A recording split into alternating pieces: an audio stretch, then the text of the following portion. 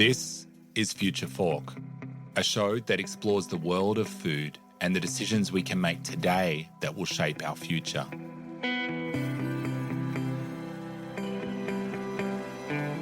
On the show, you'll hear from innovators in the food space. We'll have disruptive conversations with people from around the globe who are taking the lead on topics like food sustainability, ending world hunger, food security, and so much more. I'm your host, Paul Newnham.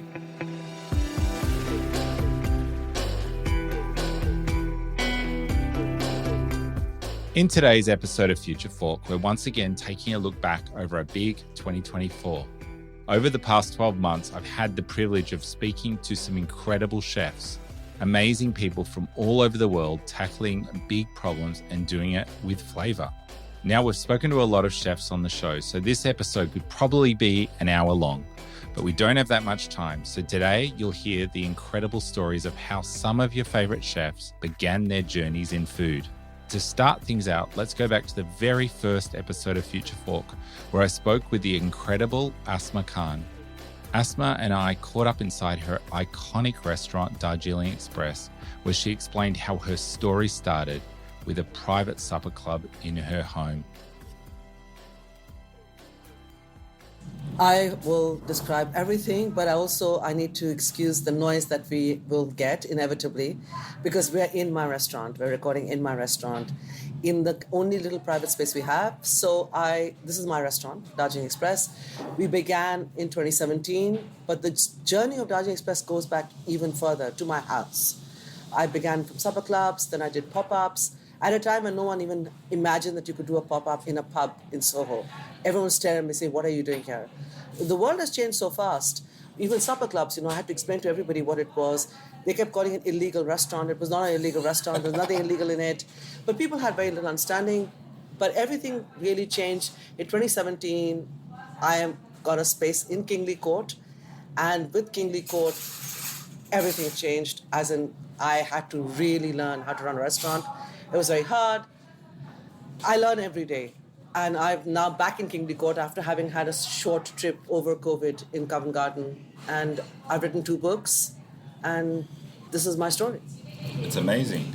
And you started with Supper Club. What were you doing before? Who was Asma Khan before starting Supper Clubs and kind of diving in? Have you always loved food, or how did you get into this?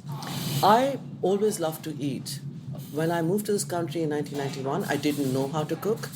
And that's not unusual because in India, your mother, aunts, grandmother cook for you. You're a child, no one actually expects you to go out in the kitchen and get your own food. So I basically had not learned how to cook. I moved to Cambridge. My husband was an academic teaching at the University of Cambridge. He cooked for me, wasn't great stuff. And, if you are in Cambridge and you're not an academic, you're not a student, you really are nobody. It was a very hard time for me. I kind of felt very uprooted, almost bereft, because I left my family of so many people where you didn't eat a single meal on your own to this completely lonely life. And this is a time, 30 years ago, you couldn't call home, couldn't travel, there was no internet. So, I only got, so that's the dal getting ready. I'm sorry about that. No, it's good. So the background noise is part and parcel of the restaurant. And I struggled, and then I eventually figured out that I needed to study. I studied law, Wow. And then I went on to do a PhD in law, so I'm a doctorate in law. Wow. And then I had 2 kids, but I never imagined that I would have a restaurant. I thought I really wanted to do something with food. I loved cooking for people. I loved feeding people. But as you didn't see anyone like me in food media, forget restaurant world, you didn't think that there was any place for someone like me, accented, in my 40s, having had no restaurant experience, where my partner, my father, my brother was not a chef.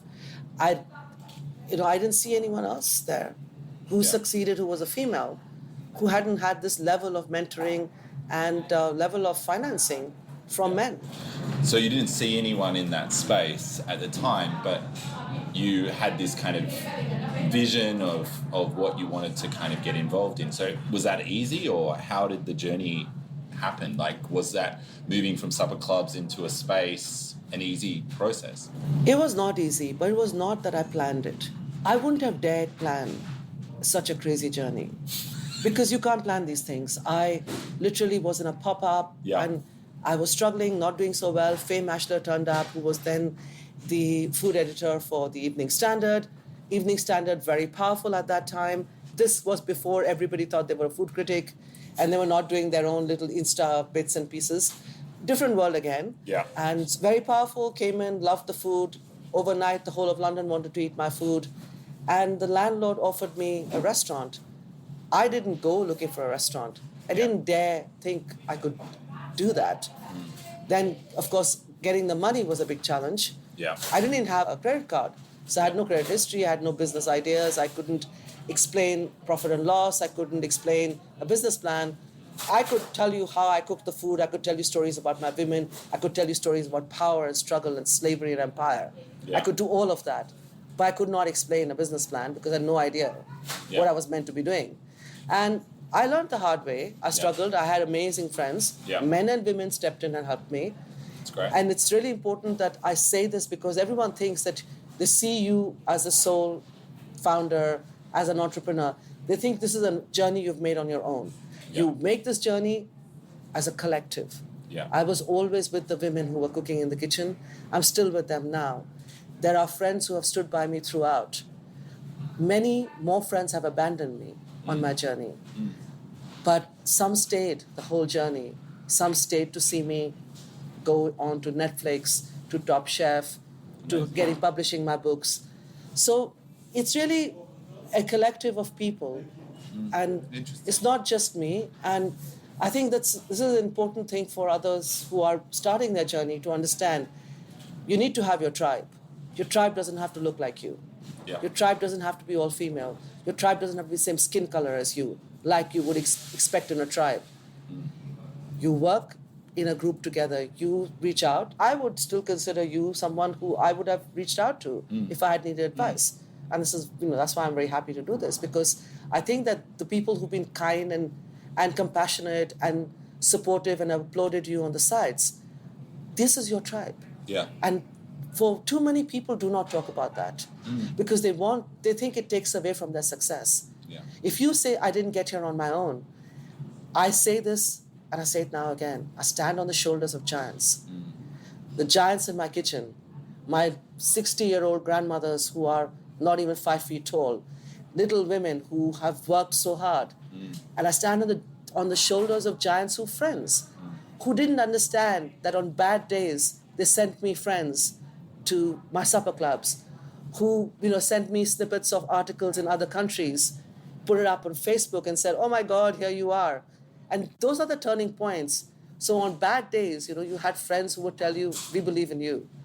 And they didn't know how hard it was for me, because it wasn't that I was going out saying, I'm struggling. But to have the kind of solidarity and empathy of people around you is a huge factor in who succeeds, who doesn't succeed. Next, you'll hear from the inspiring Pierre Thiam. Pierre is a Senegal-raised, California-based chef, author, restaurateur, and so much more. When I caught up with Pierre, he shared the incredible story of how his journey began with him being robbed. In New York, 30 years ago, 1989, I land. 3 days after I arrive in New York, I get robbed. That's where it starts. It's like a movie, right? It is a movie. There is a movie, I'm sure, that we can make here. Maybe we should do a movie. So you arrive in New York, you get robbed. Yeah, I never made it to Ohio. I get robbed, and I'm like, I have my return ticket coming back to Senegal. I'm very tempted because New York was definitely not a place that you see Dakar is pleasant. And, New York was gray, getting cold. It was fall time. And, New York in the late 80s, crack epidemic, AIDS. I mean, it was just like, and I was staying in Times Square area. Anyway, so to make a long story short, I needed a job, and there was this restaurant in the West Village that were hiring for busboy position, and I got the job. What was the restaurant called? It's called Garvin's. It was on Waverly Place, Garvin's. It's long closed now, but it was where it all began for me, because busboy, is the guy who just takes the empty plates into the kitchen, and you get to the kitchen and you see this other world, coming from Dakar, the kitchen is women only. And in Garvin's or anywhere else in New York at the time, there was only men in kitchen, and they're crazy guys. Well, it's like they became this melting pot, people from all over the world, and fun people, and I just got taken by that world. The chef at Garvin's became a mentor to me. He was a guy who liked to practice his French with me. He had studied a bit in France, and whenever I was in the kitchen, he would like to have me taste a few things here and there. And he realized that I was fascinated by this. I really liked what was happening there.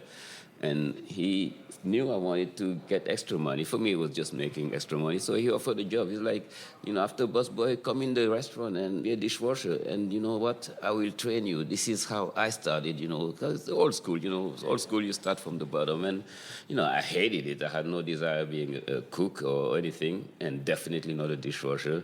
I thought, I was a physics and chemistry student. Eventually, I'd figure out a way to get back to the labs. And after some time in washing dishes, an opportunity came, as it always comes. A prep guy doesn't show up, and then the dishwasher comes, and they give you a knife, and you start learning knife skills, and you're eventually good at it, and then you're rising up. And then after the next step is garde-manger, and you go in the salad, and you start learning the dressings and the cold station.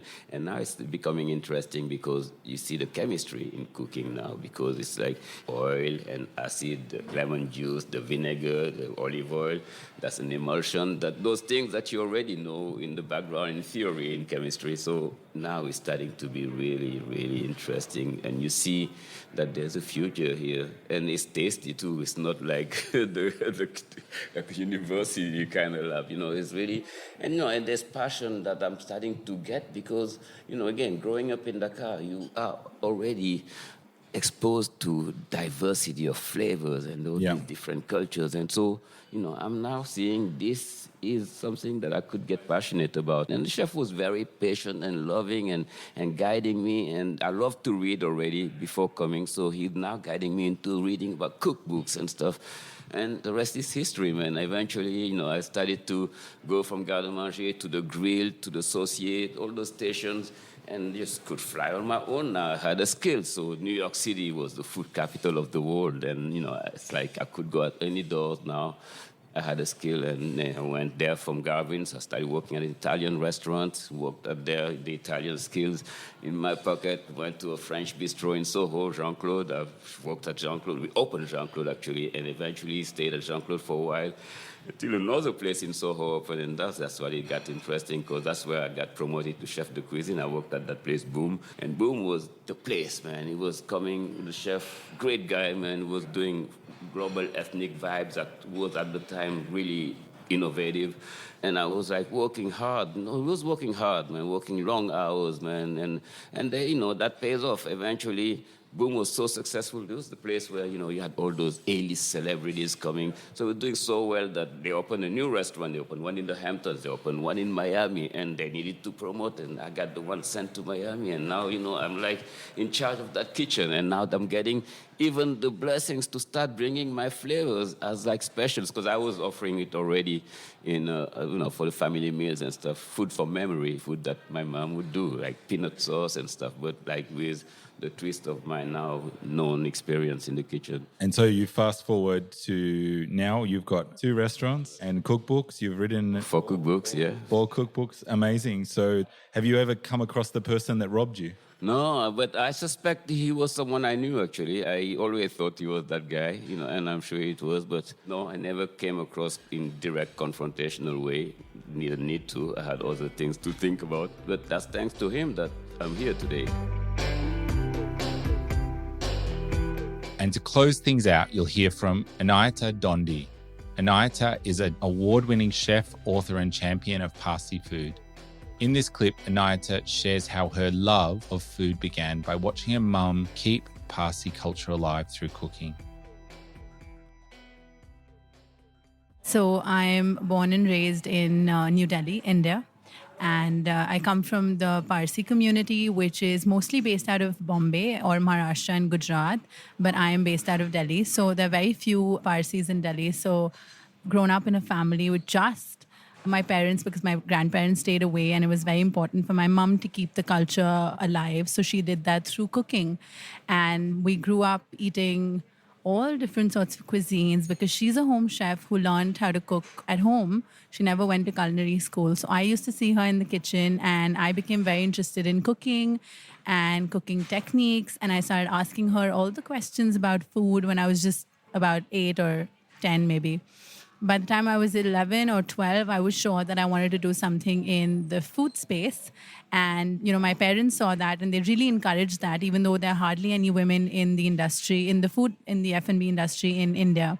So they really encouraged me to pursue what I love and started cooking very young alongside my mom, and then went to culinary school, went to London, and came back and opened a restaurant called Soda Bottle Loknewala when I was just 23. So it's been a journey where I have rediscovered my roots and, promoted my community cuisine and my own regional Indian food. And I have also been focused and very particularly wanting to get millets to the forefront of, Indian cooking because they've been an ancient grain. So I've been doing all of this while writing a book, which is called The Parsi Kitchen, which is a tribute to my family and my community with family recipes in it. And it's been a journey where I love cooking and feeding people. Absolutely amazing. And it's great to hear a little bit about some of the motivation, I guess, and inspiration for your craft. I want to jump to a point in your journey. So recently you were on MasterChef and you were a guest judge on MasterChef and you had a challenge you put forward around millets.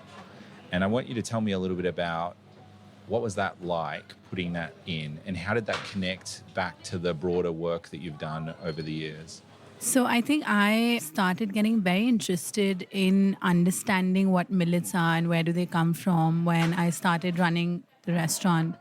And I realized that Indian kitchens they're filled with biodiversity. I mean, we've got a whole range of ingredients. We've got some amazing grains and spices and pulses and lentils. And this was an Indian kitchen. And even though I had everything in my kitchen, I kept thinking something's amiss, I'm missing something. And that's when I started studying and learning about millets. And I was quite shocked that even though it's an ancient grain from India and it's part of our culture, the last 20, 30 years, it's just out of our food system. So I was a bit concerned that why is it not on restaurant menus? Why are we not cooking with it? Why are we not showcasing it and not celebrating it? And that's when I started learning how to cook millets, started, researching, rediscovering it. And I met a few people in my journey, Pallavi, Meenu from the farmers markets. And, they taught me how do I actually cook with millets. And it was all about learning a basic technique, how to cook them. And then it was my responsibility as a chef to make them exciting and interesting and delicious. And that's what I started doing 8 years ago. And ever since I found millets as a food group, I have taken it upon myself to kind of educate more people about it because I realized that there's so much potential in that grain. It is full of nutrients. It's gluten-free. It grows with less water. It takes less water to grow. It's good for the soil and it's good for the planet. It's good for us. And I was just like, why are we not using this enough? And when I started putting it out on restaurant menus and started talking about it in my kitchen with my staff and my social media team and, people around me, they were like, this is exciting. This is something that we definitely want to consume. We want to cook with. We want to learn about it. And that's how I fell in love with millets. And I've been talking about it. Now, coming to MasterChef India, they invited me as a guest judge on their millet challenge, which I was so excited to be on because I was like, okay, this is what I've been working for so many years. And, my potential on my social media page or my restaurants or the people I meet is only a small number. Now, MasterChef is massive in India. MasterChef India is watched by the whole country. So I knew putting a challenge with millets on it would be the entire country looking at millets differently. Like, okay, chefs are using it. It's cool. It's exciting. It's interesting. It's different. And when we presented the challenge to the contestants, to the home chefs, they had to come up with one millet dish. Could be any techniques. It could be anything that they would like to cook. And the kind of diversity that I found and the kind of interesting techniques that they put together, I was so happy and I was so surprised.